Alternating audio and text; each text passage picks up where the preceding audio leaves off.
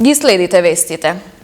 По секој обилен дожд поради заматување на Лешничка река, тетовци остануваат без вода за пиење која се носи преку новиот водоснабдителен систем. Тогаш градот се снабдува со вода само од стариот водовод. За да не доаѓа до исклучување на филтер станицата, препораките се да се постави таложник и да се користи активен јаглен. Во лето поради помала издашност на изворите и голема потрошувачка, а во есенските и зимските месеци поради технички проблеми, Тетово нема доволно вода. Во изминатиот период во неколку наврати по обилните врнежи од дожд поради заматување се исклучуваше филтер станицата на новиот водовод, кој се снабдува од површински води, па иако во чешмите тече безбедна вода, количината е намалена. Доктор Ратко Давидовски од Центарот за јавно здравје вели дека на сировата вода треба да се постави таложник, како и да се користи активен јаглен. Со таков таложник и она промена на вкус и на мирис, не само матнотијата, затоа што со коагулација, коагуланти може да биде натриум сулфат, ферисулфат, феросулфат, бакарен сулфат, и колоидите што го даваат мирисот, а да не зборувам 70 до 80% од матноста и од бојата се пречистува на водата. Кога имаме суспендирани частички, кога имаме матнотија, настанува таложење прво, тоа е пред третман, па потоа се доаѓа во филтер станицата и се филтрира таа вода. Некаде меѓу од 3 до 6 часа трае таложењето по пат на гравитација и по пат на хемиска реакција, односно позитивни и негативни иони, и настанува таложење. И после многу е лесно да се кондиционира и да се доведе во здравствено исправна и безбедна состојба водата, и да не заборавиме дека и после филтрацијата може да има третман, може да се кондиционира водата, зборуваме за површинска вода, значи зборуваме за речна вода. Најдобро е со озонирање, тешко е технички изводливо озонирањето, но ние неколку години кажуваме последователно дека со активен јаглен треба да се изврши после филтрацијата корекција на водата за пиење. Тетовскиот градоначалник тврди дека е направена анализа на Лешничкиот водовод поради честите дефекти по ерозија на земјиште, која покажала дека оваа зима нема да потврли, а за нови количини вода ќе се прави проект. Направена е таа анализа. Согласно истата имаше еден проблем увиден кој рекордно време беше саниран, и сега ние сме уверени од луѓето од јавното комунално дека ова зима водоводот, значи водоводниот систем од Лешница нема да отврди.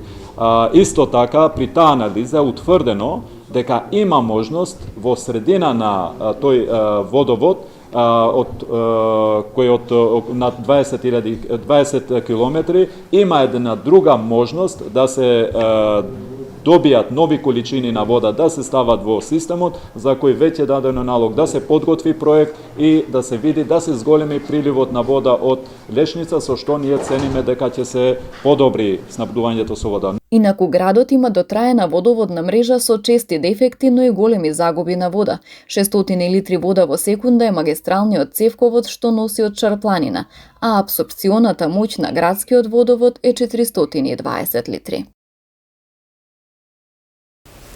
Директорката на Управата за јавни приходи Сања Лукаревска, одговарајќи на новинарско прашање, соопшти дека недостатокот на даночни инспектори во борбата против сивата економија ќе се решава со нови вработувања или пак со трансфер на инспектори од други институции.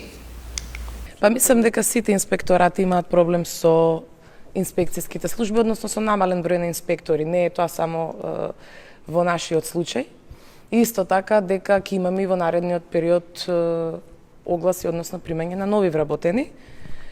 И секако дека ако има потреба ќе има трансфери од други институции, затоа што треба соодветна едукација и треба соодветен достатен период за да имаме спремни и едуцирани инспектори. Борбата со сивата економија е наша обврска како институција Управа за јавни приходи и на сите останати други институции, бидејќи борба со сива економија не е само даночно затојување, тоа и непријавени вработени, имаме огромен број на нерегистрирани правни лица и така натаму, така да само заеднички ќе можеме да се избориме со сивата економија. Еден од постулатите на кои што се темели даночната реформа е исто така и бескомпромисна борба со сивата економија. Откако членовите на македонскиот тим во заедничката мултидисциплинарна и експертска комисија за историски и образовни прашања реагираа на, како што велат, некоректното информирање на јавноста за темите кои се предмет на дискусија во работата на комисијата. Премиерот Димитар Ковачевски денес, одговарајќи на новинарско прашање, истакна дека комисијата не преговарала за статусот на МПЦ. Утрово историската комисија имаше соопштение во кое што во детали објаснија од кој аспект историската комисија ги анализира историските периоди и улогата на различни институции во тие историски периоди. И исто така потврдија дека воопшто не се разговара за статусот на црквата од било кој аспект. Така да сметам дека сите оние кои што даваа изјави врз основа на шпекулации во текот на изминатите 2 дена треба да се воздржат од тоа и да ги почекаат секогаш официјалните изјави на историската комисија, а мислам дека изјавата на сите членови потпишани на нашата историска комисија се многу јасни дека воопшто таму не станува збор за било какво дефинирање на статусот на Македонската православна црква, Охридска архиепископија.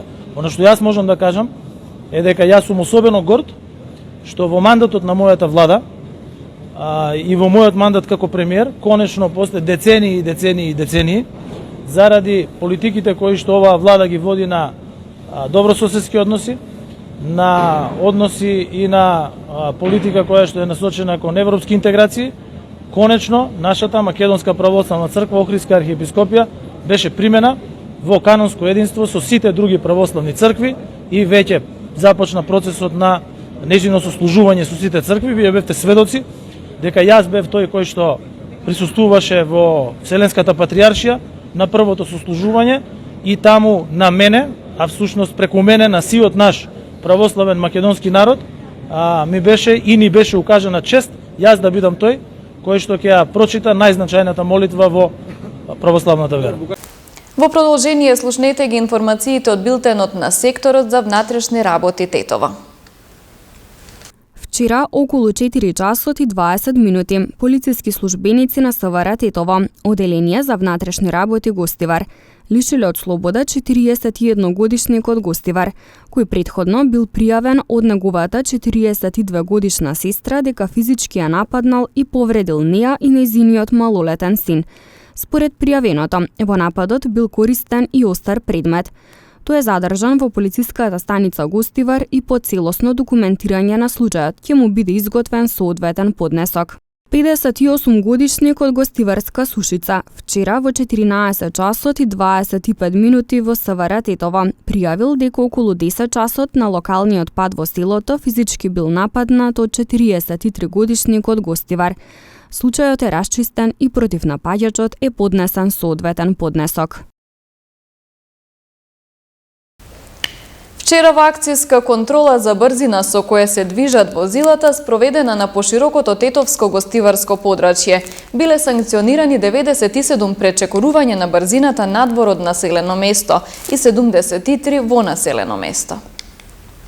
Вчера од 11 до 17 часот на подрачјето на СВР Тетово спроведена е акцијска контрола за брзина со која се движат возилата, а во која вкупно биле преземени 170 мерки.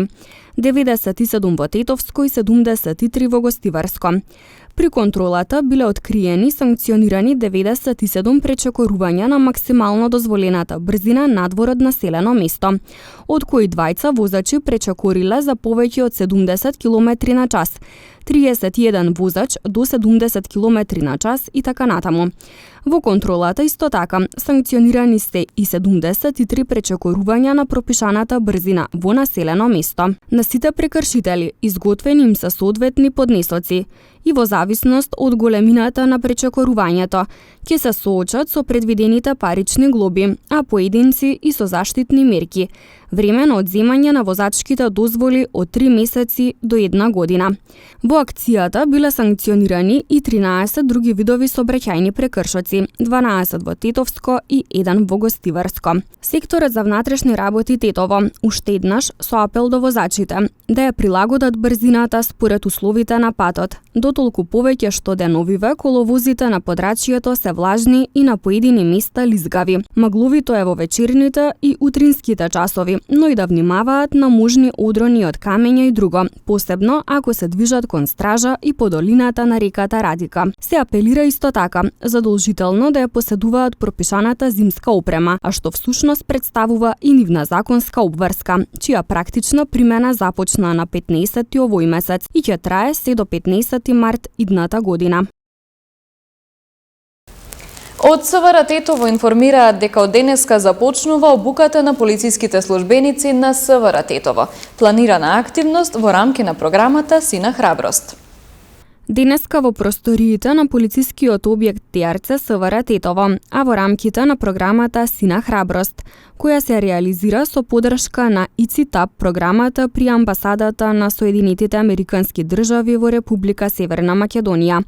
Беше одржана обука за полициски службеници од секторот за внатрешни работи Тетово. Целта на оваа едукативна активност е зголемување, односно на тамошно јакнење на професионалните и личните капацитети на сите вработени во Министерството за внатрешни работи. При тоа, преку изградувањето на посилни ментални проценки и способности во разни кризни ситуации. Обуката треба да придонесе во иднина за поквалитетно извршување на работните задачи на сите полициски службеници, како и за поквалитетно и поефикасно справување со секојдневните професионални предизвици на работното место. На отворањето на обуката беше присутен и комплетниот менаџмент на СВР Тетово, предводен од началникот Амир Далипи. По 2-годишна пауза поради пандемијата со COVID-19, од денеска започнуваат подготовките за бадниковите поворки на радоста. Сдруженијето Бадникови поворки на денешната пресконференција свечено ја отвори празничната сезона за престојните активности. Дали после 2-годишна пауза ќе има бадникови поворки на радоста низ улиците на Македонија? Одговорот е да, едно големо да и едно конечно да. И тоа не во 40 градови и со упатени 15.000 деца, како што беше последната 2020 година кога ги организиравме, туку дај Боже двојно повеќе, затоа што ќе се согласите дека на сите нас конечно ни недостига една колективна радост, а кој подобро може да ни ја придади од децата и нивните ангелски гласови, кои што низ бадниковите поворки практично го најавуваат најрадосно Христовото раѓање кое што ни пристигнува. Во овој момент сакам јавно да ги поканам сите градови и населени места кои што во изминатите години не ни се придружиле, да го направат тоа, да не контактираат, да им дадеме насоки, бидејќи возобновуваме бадниковите поворки се возобновена православна традиција, значи има одредени правила на однесување, и да го направиме тоа што и предно покажав, да го исполниме слоганот на овогодинешната манифестација, да имаме Бадник и Божи околот сјај.